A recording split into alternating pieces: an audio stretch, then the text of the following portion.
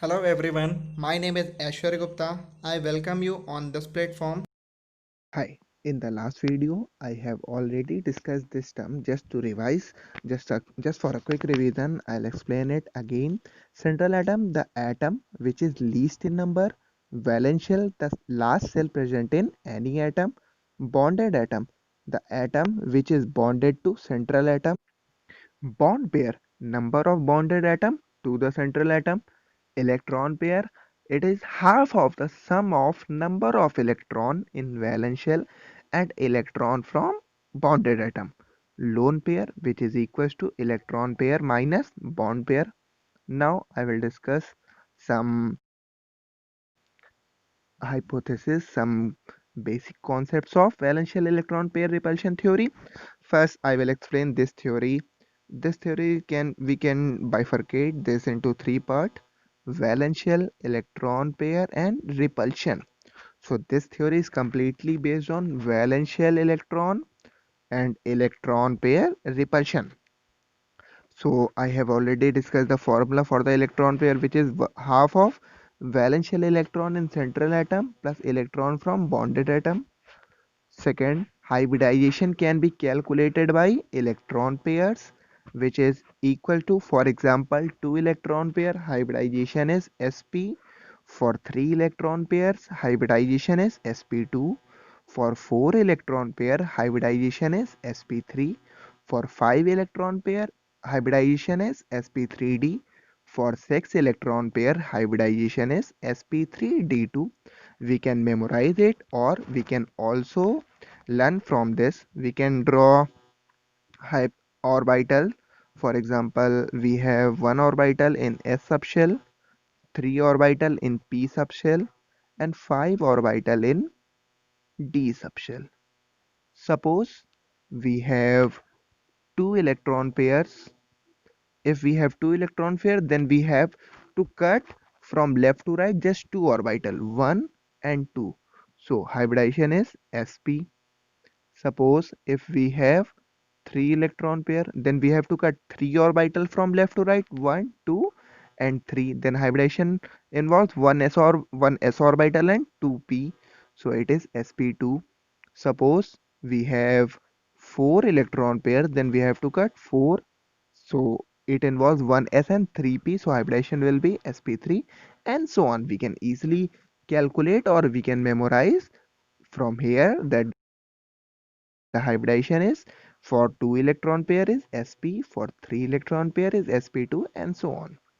Now I will discuss the table which have relation between hybridization, lone pair, in between geometry and its shape.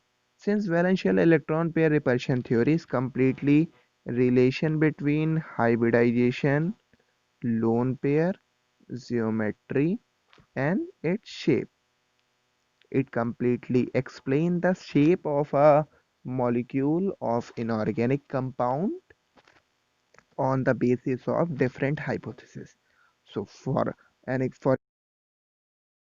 example, if any element if any compound have hybridization sp, then there is no chance of lone pair in sp and sp2. For sp hybridization, its geometry is linear and it will draw like this, in which at the center there will be central atom, and at two of the end there will be bonded atom.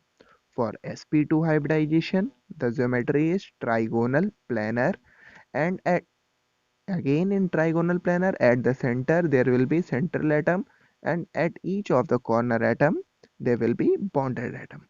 For sp3 hybridization, it involves three cases. For sp3, for 0 lone pair, sp3 for 1 lone pair, and sp3 for 2 lone pair. First we will discuss sp3 hybridization for 0 lone pair. sp3 hybridization for 0 lone pair have geometry tetrahedral.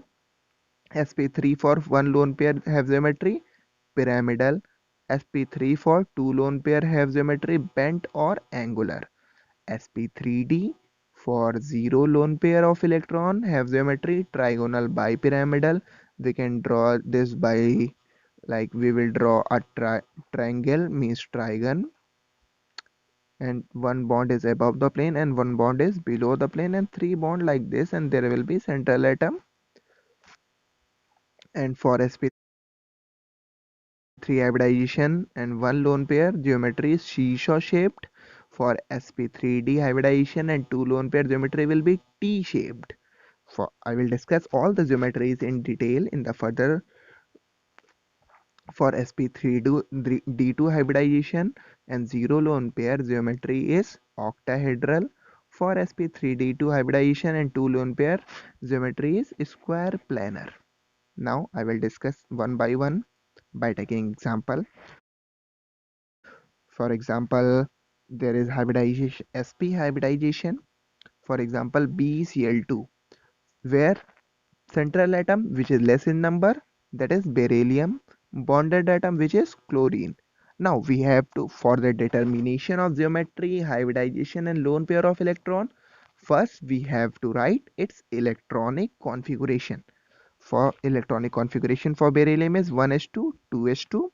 So its valence shell is second shell, so number of valence shell electron equals to 2 electron from bonded atom. Each atom will contribute one electron, so electron from bonded atom are also 2, and electron pair which is equals to half of the sum of electron from bonded atom plus valence shell electron in central atom, which is equals to 2 and again 2, so electron pair will be 2. Since electron pair are 2, so hybridization will be sp and geometry will be linear in shape. We can draw BeCl2 like this, Cl Be Cl. Both the bonds will be opposite to each other by separated by an angle 180 degree. Now moving towards our next example, which is sp2. For example, BeCl3, central atom will be beryllium, not Be, it's beryllium. Bonded atom will be chlorine. Again here beryllium, not boron, not beryllium. So central atom will be B. We will write the electronic configuration of boron, which is 1s2 2s2 2p1. So number of valence electron in the central atom, which is second cell, so 2 plus 1 total 3 electron. Electron from bonded atom, 3 bonded atom will contribute 3 electron, so electron from bonded atom are also 3. Electron pair which is equals to half of the sum of valence shell electron in central atom plus electron from bonded atom. So half of 3 plus 3, which is equals to 3, hybridization sp2. And from this table we know for sp2